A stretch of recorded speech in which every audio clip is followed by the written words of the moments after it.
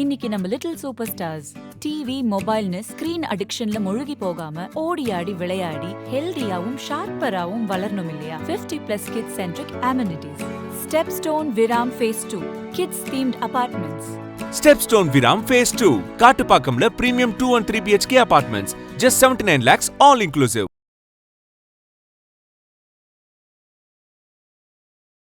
But அங்கே அவருடைய எண்ணமே பார்த்தீங்கன்னா அவரை தனுஷ் அவர்கள் வந்து படப்பிடிப்பிலையோ நேர்லையோ நீங்கள் பார்த்தீங்க அப்படின்னா வாங்க சிஎம் சார்னு தான் சொல்லுவாங்க. அவரே சொல்லுவாரா? ஆமா அவரே சொல்லி என்னை இந்த மாதிரி கூப்பிடுங்க அப்படின்னு சொல்லுவாரா? அவருடைய ஒரு உலகத்துல வாழ்ந்துட்டு இருக்கு. பட் இங்க தனுஷ் வந்து பர்டிகுலராக அந்த கொடி ஃபிளாக ரசிகர்கள் சொல்லி அக்செப்ட் பண்ணி தான் கார்ல எல்லாம் இப்போ போயிட்டு எப்படி விஜய் அவர்களுக்கு ஒரு ஜெகதீஷ் இருந்து செயல்பட்டு விஜய் அவர்களை ரொம்ப டாப்ல கொண்டு வச்சு 24 hours தூக்கம்லாம் சாப்பிடலாமல் உழைச்சாரோ அது மாதிரி தனுஷ்க்கு வந்து ஸ்ரேயாஸ்னு ஒருத்தர் இருக்கார். அவர் ரைட்டிங் வச்சு தான் காயினத்தை கொண்டு போறாரு. ஸோ ஸ்ரேயாஸ் அந்த ஸ்ட்ராட்டஜி அப்படியே யூஸ் பண்ணுறாங்க. ஓகே, எல்லாமே விஜய் ஆயிர முடியுமான்னு தெரியாது. உள்ளாட்சித்தில் வரப்போகுது, அதுக்கு தன்னுடைய ரசிகர் மன்ற சார்பாக நிற்க வைக்கப்படுறதா தகவல் வருது. அதற்கடுத்து இடைத்தேர்தல் 7 தொகுதியில் வரப்போகுது. 7ல் ஒரு தொகுதியில் தனுஷ் நிற்க போகிறதா ஒரு செய்தி வருது. அது இன்னும் உறுதி செய்யப்படல. நின்று நம்ம செல்வாக்க அதுக்கு தான் இப்போ பேஸ்மெண்ட் போடுறாரு. இன்னும் தேர்தல் தேதி அனௌன்ஸ்மெண்ட் கொடுக்கல. ஒருவேளை 3 மாதம் 6 மாதத்துக்குள்ளே கொடுத்துட்டாங்கன்னா, இந்த டிசம்பருக்குள்ளேயே கொடுத்துட்டாங்கன்னா நின்று பார்ப்போம். பேசினாங்க கூட்டம் வந்து ஓட்டா மாறாது. பிரகாஷ்ராஜ் என்ன பேசுனாரு, சத்யராஜ் என்ன பேசுனாங்க, சத்யராஜ் பொண்ணு திவ்யா என்ன பேச்சு, ஏன் இந்த ஜூலி ஒன்றும் இல்லாத வாடாபடான்னு பேசி விஜய் அவர்கள் அண்டர் எஸ்டிமேட் போட்டாங்க. ஓகே சார், அதே மாதிரி இப்போ வந்து இன்னொரு விஷயம் வந்து என்ன பேசினார்னா, இப்போ வந்து தேசிய விருதுகள் வந்து அனௌன்ஸ் பண்ணியிருக்காங்க இல்லையா? அதை வந்து குறிப்பிட்டு வந்து ஒரு தமிழனுக்கு வந்து 2 தேசிய விருதுகள் வந்து கிடைச்சிருக்கு அப்படின்ற மாதிரி ஒரு விஷயத்த சொல்லியிருக்காரு. அந்த இடத்துல வந்து தமிழன் அப்படின்ற வார்த்தையை யூஸ் பண்ண வேண்டியதான அவசியம் என்னன்னு நிறைய விமர்சனங்கள் வந்துச்சு. மற்றவங்களாம் என்ன பேசிக்கிறாங்கன்னா, தமிழன் என்ற இதுவை காமிச்சு அவர் ஓட்டு வாங்க பார்க்குறாரா? ஸோ நீங்கள் என்ன நினைக்கிறீங்க சார்? அந்த வார்த்தையை யூஸ் பண்ணுற அவசியம் இல்லைன்னு தான் நினைக்கிறேன். ஏன்னா நாம் தமிழர்னு சொல்லிட்டு இருந்த சீமான் அவர்களை டெபாசிட் தான் வந்து ஒரு சீட் கூட வாங்க முடியல. இங்கே தமிழர்னு சொல்லி மக்களை ஏமாற்ற முடியாது. நல்ல மனிதனா அப்படின்னு தான் மக்கள் பார்ப்பாங்க. மக்கள் மனசில் முதல் இடம் பிடிக்கணும், அது ரொம்ப முக்கியம். இங்கே எல்லா ஸ்டேட்லேருந்துமே இங்கே இருக்காங்க. வந்தாரை வாழ வைப்பதான் தமிழ்நாடும் தமிழோட மக்களுடைய எண்ணமும் அதுதான். யாரும் அடித்து விரட்ட மாட்டாங்க. ஸோ இப்போ அந்த வார்த்தை அவர் என்னன்னா இந்த அரசியலுக்குள்ள வர்றதுக்கு காயினத்தை கொண்டு போகிற வார்த்தையில் தான் நான் நினைக்கிறேன். இந்த தமிழ்னு சொன்னேன். ரெண்டாவது தேசிய விருது 2 விருது கிடச்சிருக்கு அப்படின்னாரு. அதையும் இப்போ குறிப்பிட்டு பேசினார். பல படங்களில் எடுத்து சொன்னார். அவர் சொன்ன படங்களில் என்ன இருக்கு, மரியாதை என்ன படம் புகார முடியுமா? வடசென்னை புதுப்பேட்டை சொல்கிறார். வடசென்னை நல்ல படம், அதெல்லாம் ஓகே, நல்லா மேக்கிங் நல்லா பண்ணியிருந்தாங்க. அதை தவிர்த்து சிறந்த படமாக ஏன் கொடுக்கல, நீ குரல் கொடுக்கலன்னு கேட்குறாரு. தள்ளுபடி அத்தனை பேரும் அல்லம்படி 6 முதல் 60% வரை ஆடி தள்ளுபடியுடன் super Saravana stores, Chennai, Madurai, Kovai. Fine time நேயர்களுக்கு வணக்கம். இன்னைக்கு நம்ம கூட ஜெர்னலிஸ்ட் வெங்கடேஷ் சார் இணைஞ்சிருக்காங்க. வணக்கம் சார். ஓகே சார், நடிகர்கள் வந்து அரசியலுக்கு வர்றது வந்து தொடர்கதை ஆகிட்டே தான் வருது. நிறைய பேர் வந்து நான் அரசியலுக்கு வரப்போறேன்னு சொல்லிட்டு அதுல சிலர் வந்திருக்காங்க, நிறைய பேர் வந்து வராம போயிருக்காங்க. ஸோ இப்போ வந்து ஒருத்தர் வந்து அரசியலுக்கு வரா மாதிரி சில அறிகுறிகள்லாம் இருக்கு. நேத்துமே வந்து தனுஷ் அவர்கள் வந்து ஒரு கூட்டம் வந்து போட்டிருக்காங்க திருவள்ளூர்ல. ஸோ அதை பத்தி என்ன நினைக்கிறீங்க சார்? இல்லை, அது அந்த கூட்டம் போட்டது, ரசிகர்களை சேர்த்தது, அங்கே ஆட்டோக்கள் கொடுத்தது, சில நலத்திட்ட உதவிகள் கொடுத்தது எல்லாமே அதெல்லாம் வரவேற்கலாம். அது ஒன்றும் தப்பு கிடையாது. பட் இங்கே அவருடைய நோக்கம் என்ன? இப்போ நீங்கள் சொன்னதான் அடுத்த நடிகை அரசியலுக்கு வர்றாருன்னு சொன்னீங்க. இல்லை சூர்யா வருவாரா தனுஷ் வருவாரான்னு யோசிக்கும் போது சூர்யா அவர்களோட ஒரு பிளாக் பஸ் இட்டு கொடுத்ததுனால நம்ம அதில் கவனம் செலுத்தணும்னு சொல்லிட்டு அப்படியே போயிட்டாங்க. பட் பின்னாடி வருவார், வெயிட் பண்ணுங்க. பட் இப்போ தனுஷருடைய அந்த முயற்சி வந்து கிட்டத்தட்ட 5000க்கு மேற்பட்டவர்களை கூட்டத்தை சேர்த்து நலத்திட்ட உதவிகள் செஞ்சுருக்காங்க. நாளைக்கு அவர் பர்த்டே, 28th பர்த்டே. ஸோ அதை நோக்கி தான் அவருடைய பயணம் இருக்குது. பட் இப்போ என்னென்னா விஜய் அவர்கள் வந்து முதலமைச்சரை உட்காந்துட்டாங்கல்ல, நம்மளும் வந்து இப்படி கூட்டத்தை சேர்த்து காமிச்சு விட்டு நம்மளும் முதலமைச்சரை உட்காந்துருவோங்கிற ஒரு கனவோட அவருடைய ஆசை இருக்குது. பட் இதற்கு வந்து நம்ம வந்து எந்த அளவுக்கு ஒரு ரூட் போட்டு மக்கள் மனசில் இடம் பிடிக்கிறதுங்கிறதா முக்கியமான விஷயம். அதுதான் ரொம்ப இம்பார்ட்டன்ட். பட் இங்கே ஃபஸ்ட்டு ஸ்க்ரீனில் ஒரு விட்டுட்டு போன இடம் இருக்கு இல்லையா விஜய் அவர்கள், முதல் அந்த இடத்துக்கு போய் நம்ம கேப்சர் பண்ணுறது தான் ட்ரை பண்ணணும். அது சூர்யா ஒரு பக்கம் போகிறாரு, எஸ்கே ஒரு பக்கம் போனார், தனுஷ் ஒரு பக்கம் போகிறார், சிம்பு ஒரு பக்கம். அந்த இடத்தையே முதல் பிடிப்பதற்கான வேலைகள் நீங்கள் பார்த்தா அதற்கு பிறகு மக்கள் மனசில் இடம் பிடிக்கலாம், தமிழ்நாட்டு இடம் பிடிக்கிறதுக்கு ஒரு விஷயத்தை நீங்கள் வரலாம். பட் அங்கே அவருடைய எண்ணமே பார்த்தீங்கன்னா அவரை தனுஷ் அவர்கள் வந்து படப்பிடிப்புலையோ நேர்லையோ நீங்கள் பார்த்தீங்க அப்படின்னா வாங்க சிஎம் சார்னு தான் சொல்லுவாங்க. அவரே சொல்லுவாரா? ஆமா இல்லனா ஆமா ஆமா அவரே சொல்லி என்ன இந்த தான் மாதிரி கூப்பிடுங்க அப்படின்னு சொல்லுவாரா? அவருடைய ஒரு உலகத்துல வாழ்ந்துட்டு இருக்காரு. இப்போ நம்மளுடைய நிஜ உலகம் தமிழ்நாடு மக்கள், விஜய் அவர் முதலமைச்சர், இது நிஜ உலகம். அது கனவு உலகத்தில் வந்து அவர் சிஎம்மாக தன்னை வந்து சுற்றிலும் சொல்லிட்டு ஒரு இதோட வாழ்ந்துட்டு இருக்காரு தனுஷ். ஓகே இருக்கட்டும். ஏன்னா இரண்டாம் உலகம் வந்து செல்வராகவன் பண்ணார் அண்ணன் படம். அதில் ரெண்டு உலகத்தில் வாழ்ந்துட்டு இருப்பார் அந்த ஹீரோ ஆரியன். அது மாதிரி தான் தனுஷ் வந்து ரெண்டு விதமாக அவருக்கு உலகத்தை அமைச்சிக்கிட்டு வாழ்ந்துட்டு இருக்காரு. ஸோ மேனிஃபெஸ்ட் பண்ணால் நடந்துரும் அப்படின்ற ஒரு இதில் இருக்கலாமா சார்? அந்த எண்ணம் தான் இருக்குது.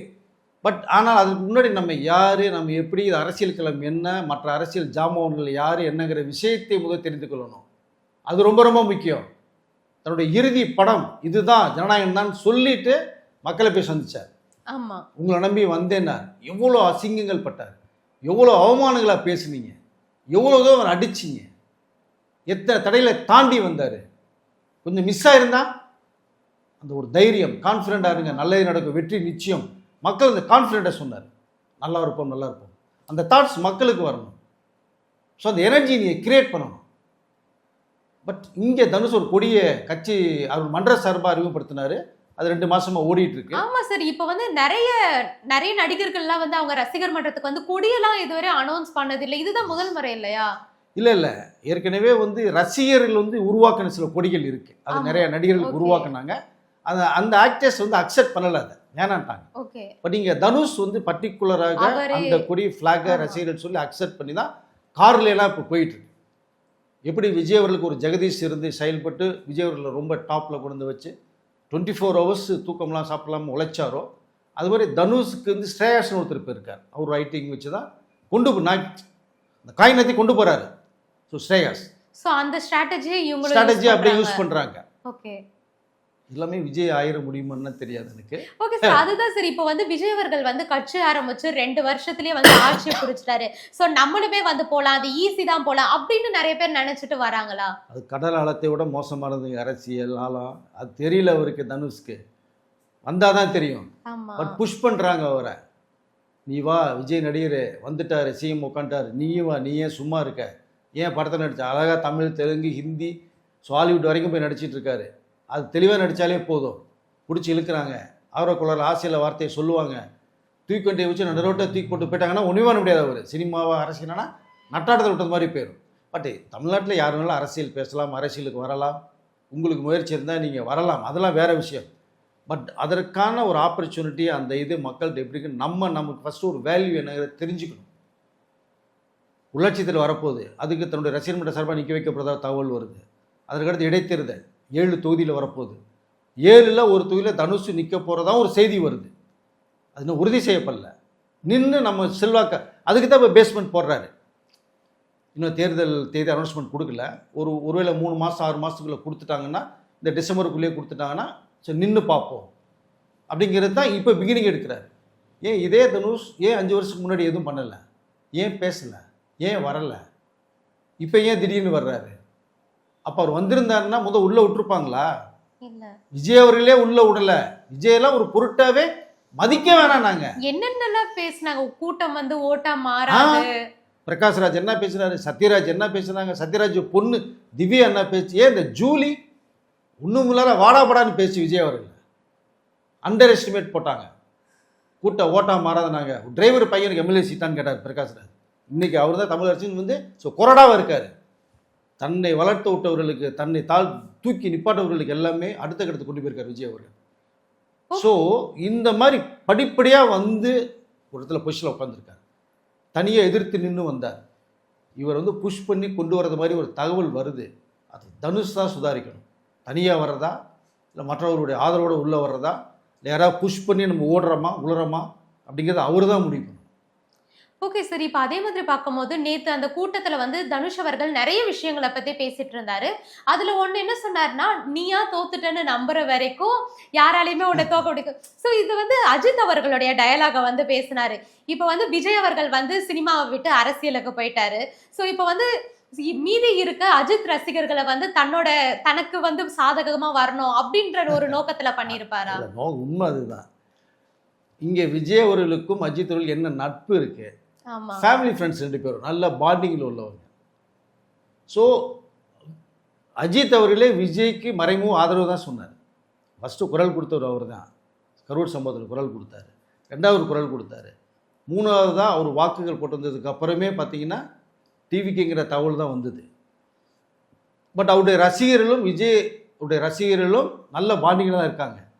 அவருடைய ரசிகர் ஆதரவு விஜய் அவர்களுக்கு இருக்குது. பட் இங்கே தனுஷ் அவர்கள் இது வரைக்குமே தமிழக முதலமைச்சர் விஜய் அவர் வந்ததுக்கு பிறகு ஒரு வாழ்த்து கூட ஒன்று சொல்லலை. அப்புறம் அவர் சொல்லி அவர் வர வேண்டிய அவசியம் இல்லை. இருந்தாலும் எல்லா பேரும் சொல்லும்போது ஒரு கட்டசி, ஒரு ஃபார்மாலிட்டிக்காவது வாழ்த்துக்கள் விஜய் சார் முடிஞ்சு இன்னும் வந்து சொல்லன்னு நினைக்கிறேன். அப்போ நீங்கள் விஜயை ஒரு எதிரியாக நினைக்கிறார், டிவிகேக்கு எதிராக நம்ம ஒரு கட்சி ஆரம்பிக்க நினைக்கிறார், விஜயோட நான் வருவேன்னு நினைக்கிறார். எதிராக இருக்க கட்சிகள் நிறைய பேர் கூட வாழ்த்துக்கள் தெரிவிச்சாங்க இல்லையா சார்? எஸ், எல்லா பேரும் முதலமைச்சர் விஜய்க்கு வாழ்த்துக்கள் சொன்னாங்க. இவர் சொல்லலை. கமலஹாசன் வீட்டிலே பார்த்து சொன்னாங்க, ரஜினி சார் வாழ்த்துக்கள் சொன்னார், சிவகார்த்தி இன்க்ளூடிங் எல்லா பேரும் சொன்னாங்க. தனுஷ் சொல்லப்போ தனுஷ் வந்து விஜய்க்கு மற்ற கட்சிகளோட நான் ஆரம்பிக்கிற ஒரு கட்சி, நான் தான் முதல் எதிரி கட்சி என்று நினைக்கிறாரு என்னன்னு தெரியல அதை. பட் இங்கே அஜித்துடைய நீங்கள் பேசுகிற டைலாக் எவ்வளவோ இருக்குது, அதை சொல்லாமல் ஏன் இந்த மேடையில் விஜய் அவர்களை பற்றி ஒரு விஷயம் கூட பேசலை, அஜித்தை மட்டும் பேசுகிறாருன்னு என்ன காரணம்? அங்கே ஒரு செல்ஃபிஸ் இருக்குது. அஜித்தையும் அஜித் ரசிகர்களும் தன் பக்கம் நான் வந்தேன்னா உங்களுடைய வாக்குகள் எனக்கு தேவை அப்படிங்கிற மாதிரி விஷயத்தை தான் அஜித் எடுத்து பேசுகிறதா தான் எல்லா பேருமே நினைக்கிறது. அதுதான் பார்வையும் அதுதான். நானும் அப்படி தான் நினைக்கிறேன். அப்போது அஜித் ரசிகர்கள் தூண்டில் போடுறாரு, சிக்கனா மீன் சிக்கனா அடுத்த ஒரு தூண்டில் போட ட்ரை பண்ணுவார். அப்படிதான் நினைக்கிறேன். ஓகே சார், அதே மாதிரி இப்போ வந்து இன்னொரு விஷயம் வந்து என்ன பேசினார்னா, இப்போ வந்து தேசிய விருதுகள் வந்து அனௌன்ஸ் பண்ணியிருக்காங்க இல்லையா, அதை வந்து குறிப்பிட்டு வந்து ஒரு தமிழனுக்கு வந்து 2 தேசிய விருதுகள் வந்து கிடைச்சிருக்கு அப்படின்ற மாதிரி ஒரு விஷயத்த சொல்லியிருக்காரு. அந்த இடத்துல வந்து தமிழன் அப்படின்ற வார்த்தையை யூஸ் பண்ண வேண்டியதான அவசியம் என்னன்னு நிறைய விமர்சனங்கள் வந்துச்சு. மற்றவங்களாம் என்ன பேசிக்கிறாங்கன்னா, தமிழன் என்ற இதுவை காமிச்சா அவர் ஓட்டு வாங்க பார்க்குறாரா? ஸோ நீங்கள் என்ன நினைக்கிறீங்க சார்?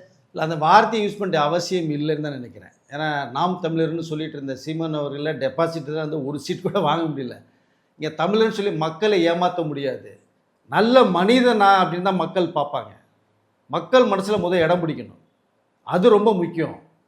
இங்கே எல்லா ஸ்டேட்லேருந்துமே இங்கே இருக்காங்க. வந்தாரை வாழ வைப்பதா தமிழ்நாடு, தமிழோட மக்களுடைய எண்ணமும் அதுதான். யாரும் அடித்து விரட்ட மாட்டாங்க. ஸோ இது சூப்பர் ஸ்டார் ரஜினி அவர்கள் கட்சி ஆரம்பிக்கலாம் போது சீமான் அவர்கள் என்ன சொன்னாங்க, தமிழ்நாட்டில் உனக்கு இடம் கிடையாது, சுடுகாட்டில் இடம் இருக்குன்னு சொன்னார். அதே சீமான் அவர்கள் ரஜினி சார் வீட்டு போய் கட்டி பிடிச்சி ஒரு ஃபோட்டோ வடிச்சதை நீங்கள் பார்த்துருப்பீங்க. அப்போ இங்கே திராவிடம், ஸோ தந்தை பெரியாருடைய கொள்கை, அண்ணாவுடைய கொள்கை, அம்பேத்கருடைய இதனுடைய பேஸில் ஸோ கட்டமைக்கப்பட்டதான் தமிழ்நாட்டுடைய அரசியல். அப்போது அந்த தமிழன்னு சொன்னால் மக்கள் வந்து தமிழன்னு சொல்லிட்டாருப்பா, அப்போ நம்மளில் ஒருத்தரா அப்படின்னு நினைப்பாங்கன்னு அவருடைய கணக்கு. ஆனால் இங்கே எல்லா பேருமே இருக்காங்க ஸ்டேட்டில். தமிழ் இண்டஸ்ட்ரியில் இருக்கிறவங்க எல்லா மொழி லாங்குவேஜில் இருக்கிறவங்க ஆக்ட் பண்ணிகிட்டு இருக்காங்க, தயாரிக்கிறாங்க, நடிக்கிறாங்க, டைரக்ட் பண்ணுறாங்க. ஸோ இப்போ அந்த வார்த்தை அவர் என்னன்னா அந்த அரசியலுக்குள்ள வர்றதுக்கு காய் நத்தி கொண்டு போகிற வார்த்தையில் தான் நான் நினைக்கிறேன் இந்த தமிழ்னு சொன்னது. 2வது தேசிய விருது 2 விருது கிடச்சிருக்கு அப்படின்னாரு. அதையும் இப்போ குறிப்பிட்டு பேசினார், பல படங்களில் எடுத்து சொன்னார். அவர் சொன்ன படங்களில் என்ன இருக்கு, மரியான் என்ன படம் அது புகார முடியுமா? வடசென்னை புதுப்பேட்டை சொல்கிறார். வடசென்னை நல்ல படம், அதெல்லாம் ஓகே, நல்லா மேக்கிங் நல்லா பண்ணியிருந்தாங்க. அதை தவிர்த்து சிறந்த படமாக ஏன் கொடுக்கல, நீ குரல் கொடுக்கலன்னு கேட்குறாரு. வடசென்னைக்கு எப்படி தர முடியும்? மிகப்பெரிய வன்முறை இருக்குது, ஆபாசம் இருக்குது, டைலாக்லாம் நீங்கள் கேட்கவே முடியாது. அப்படிப்பட்ட காட்சி அமைப்புகள் நிறைய வெற்றிமாறன் பண்ணியிருக்காரு. புதுப்பேட்டை ஃபுல்லாக தெரிக்கும், ரத்தம்லாம் தெரிக்கும் உங்களுக்கு, பூரா அருவாங்கதியமாக சுற்றுவானுங்க. அது எப்படி தேசிய விருது தர முடியும்? மரியானுக்குன்றார். மயக்கம் என்ன சொல்கிறார்? இப்போ நீங்கள் சொன்ன படங்களில் என்னென்ன படங்கள் இது? கர்ணனையுமே மென்ஷன் பண்ணியிருக்காரு. கர்ணனாக நம்ம ஒத்துக்கலாம், அதில் ஒரு நல்ல ஒரு மெசேஜ் சொல்லியிருந்தார் மாரி செல்வராஜ். ஆமாம். பட் இனி மற்ற படங்கள் கம்பேர் பண்ணும்போது அவர் ஏன் என்ன சொல்கிறாரு, நீங்கள் இது குரல் கொடுக்கலன்னு கேட்குறாரு உங்களை. ராயனை கிடைக்கும் போது மற்ற படங்களுக்கு குரல் கொடுத்தீங்க, இந்த படங்களுக்கே நீங்கள் குரல் கொடுக்கல. அப்போ அவரோட கம்பேரிசன் எப்படி போகுது பாருங்கள். அங்கேயும் ஒரு செல்ஃபிஷாக தான் இருக்கார் தனுஷ். அப்போ ராயனுக்கு கிடைத்த விட மற்ற படங்கள் இருக்குன்னு மட்டும் சொல்லிவிட்டு அந்த பலர் கொடுத்துருந்தா உண்மையிலேயே எனக்கு சிறப்பாக இருந்திருக்கும் அப்படின்னு சொன்னால் பரவாயில்ல. அது சொல்லலை.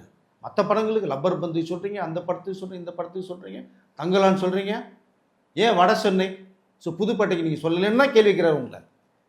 இப்போ அங்கேயும் ஒரு செல்ஃபிஸ் இருக்குது.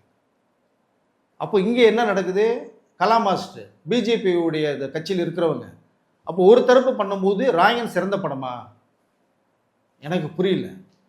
அதை விட சிறந்த படங்கள் நல்லா இருக்கு, நிறையா இருக்கு. தங்கலான்லாம் எவ்வளோ ஹோம்ஒர்க் பண்ணியிருப்பாரு. அப்படிப்பட்ட ஒரு படம் அது. விக்ரம் உயிரை கொடுத்து நடிச்சிருப்பாரு. அது பெஸ்ட் படமாக கிடைக்கல.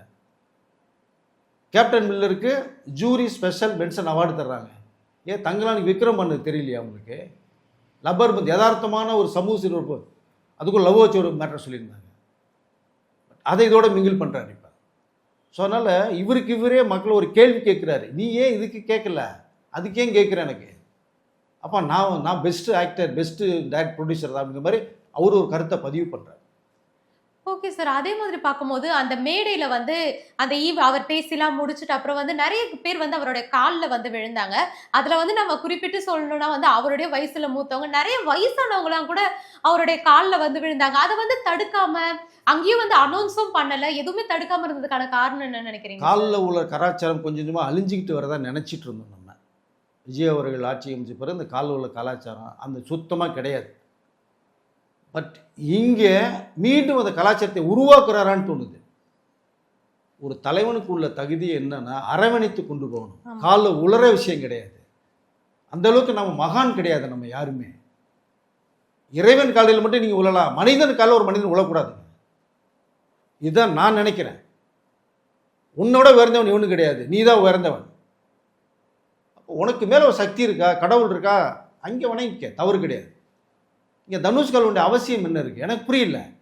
அவரால் சொல்லணும், இல்லை கூட இருக்கிறதா சொல்லணும். அதை வந்து அக்செப்ட் பண்ணிக்கிறாங்க. சின்ன பசங்க கூட காலில் விழுந்தாங்க இல்லையா? ஆமாம். இப்போ சின்ன பசங்களும் உள்ள வைக்கக்கூடாது, பெரியவர்கள் உள்ள வைக்கக்கூடாது. அதுதான் வந்து ஒரு மனித தன்மை. ஏற்கனவே கொஞ்சம் தவந்து போனதை நம்ம பார்த்துருக்கோம், போய் வணக்கத்தை சொன்னதை பார்த்துருப்போம், காரை தொட்டு கும்பிடுறதை பார்த்துருப்போம், கார் டயரை தொட்டு கும்பிடுறத போகிறோம், கார் போனதுக்கப்புறம் இந்த டயர் அச்சை தொட்டு கும்பிடுறதை பார்த்துருப்போம். இது ரொம்ப கொடுமையான விஷயம். அப்படிப்பட்ட அரசியல் நடந்தது. பட் அந்த அரசியலை உடைச்சிருக்காரு விஜய் அவர்கள். வந்து இவர் புதுசாக திரும்பி பழைய அரசியல் உருவாக்க போகிறாரான்னு தெரியல நமக்கு. அது மிகப்பெரிய தவறு. அது காலில் யாரும் உழாதீங்க, உழ வேண்டிய அவசியம் இல்லை. அப்படி ஒரு வாழ்க்கை உங்களுக்கு ஒருத்தர் காலில் போய் உழுந்து நீங்கள் வாழ அவசியம் இல்லை, அது இல்லையா? ஆமாம். அப்போ உங்களை விட உயர்ந்தவர்கள் யாரும் இல்லை. உங்கள் மனசு தான் உயர்ந்தது, நீங்கள் தான் உயர்ந்தவர். Okay sir. அதே மாதிரி வந்து நம்ம இந்த தமிழ் சினிமால பார்க்கும்போது வந்து ஃபர்ஸ்ட் ரஜினி, கமல், அதுக்கப்புறம் வந்து விஜய், அஜித் அவர்கள் அந்த மாதிரி வந்துச்சு. இப்போ வந்து எஸ்கே வர்சஸ் தனுஷ் அப்படின்னு தான் ஒரு விஷயம் வந்து போயிட்டு இருக்கு. ஸோ என்னன்னா வந்து ரெண்டு பேருமே போட்டி போட்டு நடிக்கிறாங்க, அந்த மாதிரி தான் ஒரு விஷயம் போயிட்டு இருக்கு. இப்போ வந்து சேயோன்னு ஒரு படம் வரப்போகுது. அதுலேயுமே வந்து எல்லாமே வந்து ஒரு டிவோஷனல் கண்டென்ட் தான். அதுலேயுமே வந்து அவர் சாமியாடியா அந்த மாதிரி ஒரு விஷயத்துல நடிக்கிறாரு. இன்னொரு பக்கம் பார்த்தா இப்போ தமிழ் முருகன் ஒரு படம் தனுஷ் அவர்கள் வந்து நடிக்கிறாரு, வெற்றிமாறன் அவர்கள் வந்து இயக்கி. ஸோ அதுலேயுமே வந்து ஒரு டிவோஷனல் படம், அதுலேயுமே வந்து சாமியாடியா அந்த மாதிரி இருந்தால் நடிக்கிறாரு. ஸோ வந்து இது திட்டமிட்டு நடக்கிறதா? இல்லை, அவங்க ரெண்டு பேருக்கு போட்டி இருக்குது. எஸ்கேக்கு போட்டி இருக்குது, தனுஷ்க்கு ரெண்டு பேருக்கும் போட்டி இருக்குது. அது ஒரு புறம் இருக்கட்டும். நீங்கள் ஒரு சொன்னீங்க, நீங்கள் நான் சொல்கிறேன், எம்கே தியாகராஜ பகதூர், பி சின்னப்பா, எம்ஜிஆர் சிவாஜி, ரஜினி கமல், விஜய் அஜித், இதோட அந்த லைனப் முடிஞ்சது. உங்களுக்கு அடுத்த ஒரு லைனப்புக்கு எந்த ஆர்டிஸ்ட்டுமே வர்றதுக்கு வாய்ப்புகளே இல்லை. இப்போ மக்கள் அதை விரும்பலை. நல்ல கதை இருந்தால் படம் போடும். கதை தான் இப்போ அடுத்த லிஸ்ட்டு. இந்த படம்னு சொல்லி அதனால் அந்த லிஸ்ட்டுக்குள்ளே எஸ்கே தனுஷ் வருவாங்களா, சிம்பு சூர்யா வருவாங்களா அப்படிங்கிற கணக்குகள் இனிமேல் போகிறதுக்கு வாய்ப்பே இல்லைன்னு தான் நினைக்கிறேன். அந்த சார்ட் அதோடு நிறைவுபடுது. பட் இந்த போட்டிகள் சம்மந்தம் பார்த்தோன்னா சேகன் முருகனை பற்றி அவர் விஷயத்தை கமர்ஷியல் காமெடி ஆக்ஷன் வந்து வில்லேஜ் மட்டும் தான் எஸ்கேப் பண்ணுறாரு. இதற்கு பிறகு பார்த்தோன்னா தெலுங்கில் ஜூனியர் என்டிஆர் பண்ணக்கூடிய ஒரு படம் வந்து டைரக்டர் தேவையில்லை கொளுத்தி போட்டார். முருகன் நார்த்தில் பிறந்தவர். முருகன் எங்கே பிறந்தா என்னங்க, நம்ம தமிழ்நாட்டு கடவுள், தமிழ் மக்கள். இங்கே வந்து என்னென்னா பிரச்சனையை உருவாக்குறது, கிளர்ச்சியை உருவாக்குறது, அது தேவையில்லை.